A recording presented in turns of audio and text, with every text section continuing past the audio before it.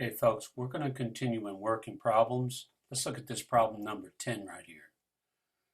Rewrite in terms of sine and cosine. This is really a difference identity for sine. That's how we're going to understand this problem.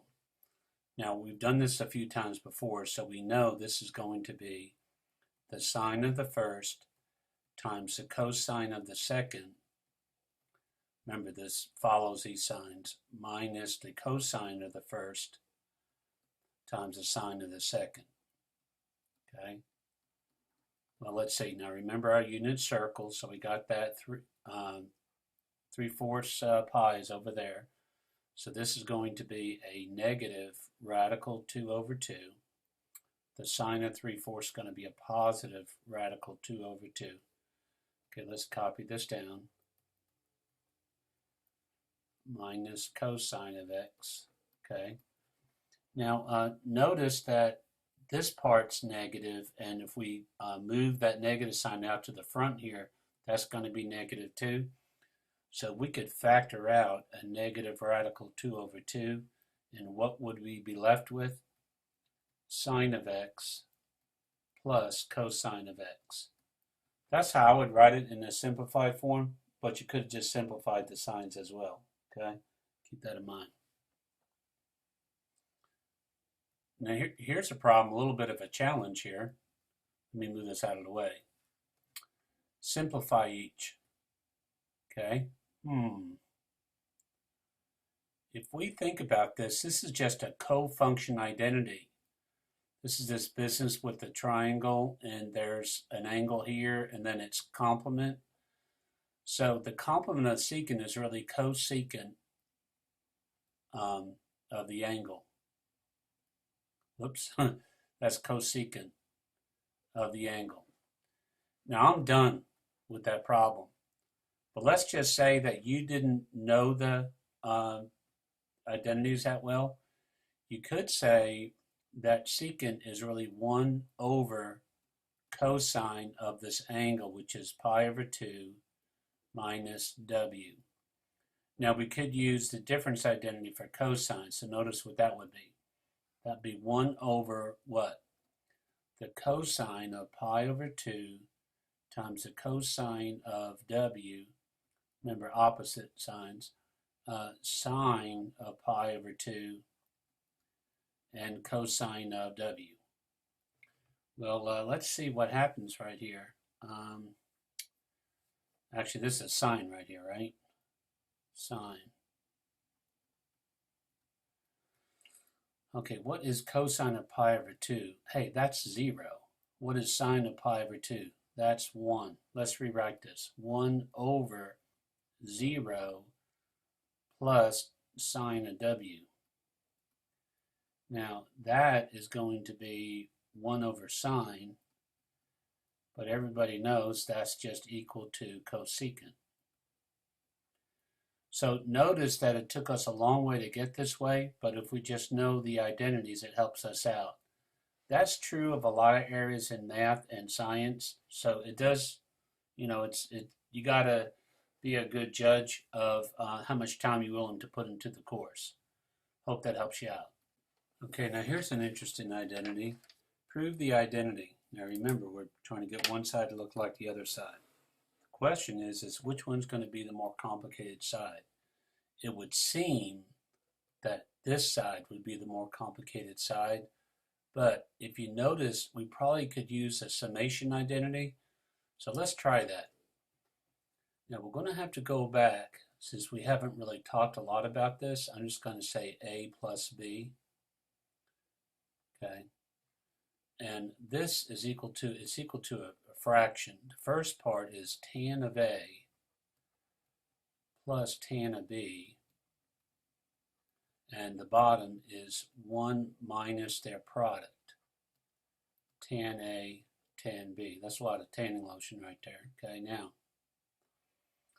you could kind of see that we're going to get close to that if we follow this plan. So, enough said. So, we're going to start with tan of x plus pi over 4. Remember, that's 45 degrees, right? Tangent of 45 degrees is 1. Okay, now that is equal to what? Tan of x plus tangent of pi over 4 over 1 minus tan x times tangent of pi over 4. Okay, now we know that tangent of pi over 4 is just 1. Tangent of pi over 4 is 1. So we could rewrite that as tan x plus 1 over 1 minus, well, what's tan x times 1? Just tan x. Okay, now look at this right here. Is that what we're trying to find? Yes, okay.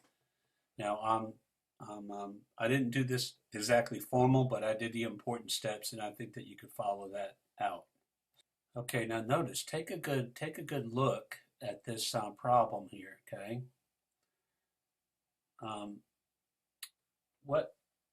What we need to realize is it kind of looks a little like the last one, but we seem to, the top here seems to be sum and difference identities for sine and cosine. So I just wonder if there's some trick to this.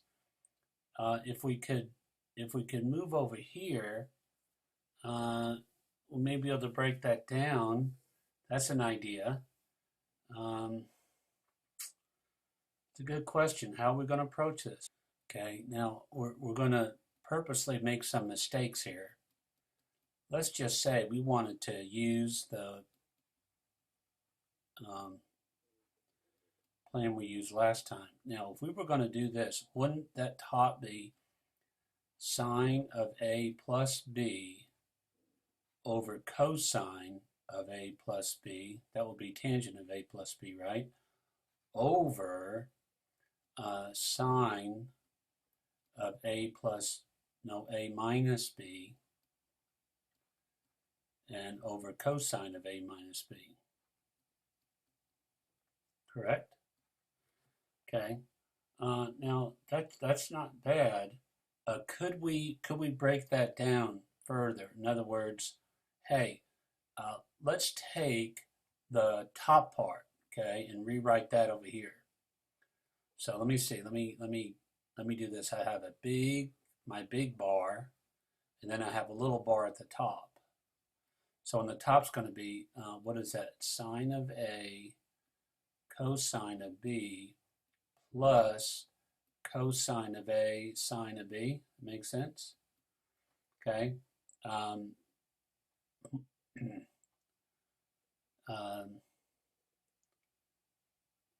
if you notice here, seem to be having a little problem that doesn't exactly match up, does it? But since we already made a commitment here, let's just see what happens. Okay, well, what's the bottom going to be? The bottom is going to be cosine of A plus B. What is that? That's cosine of A cosine of B, right? Minus sine of A sine of B. Okay. Now, how about the bottom? The bottom would be what? Same thing as the top. Sine of A cosine of B, but this time minus what? Cosine of A sine of B. Okay, and again, this is all over cosine A cosine B plus sine A sine B. Okay, now if we look up here at the top again, notice we have sine A cosine A. How would we get that? How would we get that from this situation we're showing here? That's a very good question. Now, notice we've got so many factors here, and it'd be very hard to simplify this expression. So what we're going to do is we're going to say, maybe I made a mistake. maybe what we need to do is start with the left side first. Okay, this is why we have erasers. Okay, so let's see if that makes any sense. Okay, now I've been playing with this one for a little while here, and I'm not getting it very easily. So I'm going to go on to some other problems, come back to this one later. All right, so let's look at some questions related to the double angle. Let's pick another color here. If cosine of x is 2/3, and we're in quadrant 1, find the exact values for the following. All right, well, the first thing that I would do is I would draw a picture. The angle doesn't have to be perfect, okay? We're just going to call this angle x. It gives us a picture to orient our the relationships of the angle and the sides. Now, cosine is adjacent over hypotenuse. So this would be radical 5, correct? 9 minus 4. All right. Now, it's saying find all the following. Let's do the first one. Sine of 2x. This is actually a double angle identity. And how does it go? 2 sine x cosine x. Okay, now could I do that? Yeah. I know the sine of x. The sine of x is radical 5/3. Cosine x, they just gave it to me, was 2/3.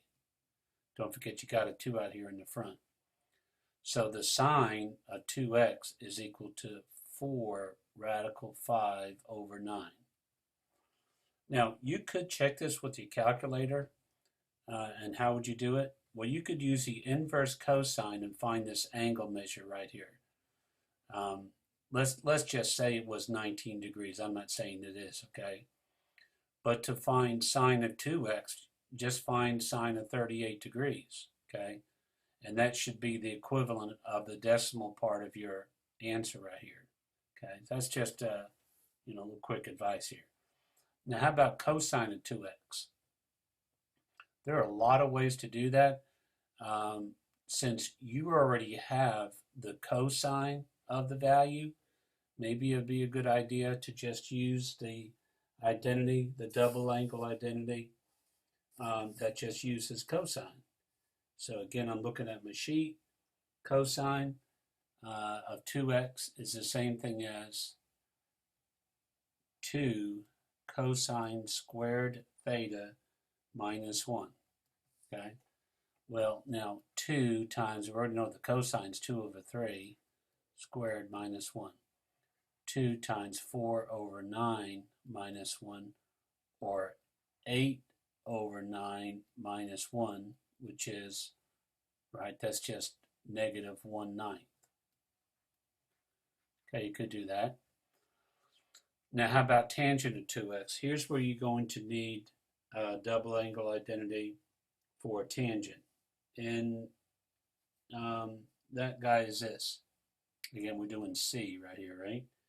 2 tan theta over 1 minus tan squared theta. Okay, well, what is, well, actually we're doing with x here, right? X. Well, what is tangent? Tangent's radical 5/2.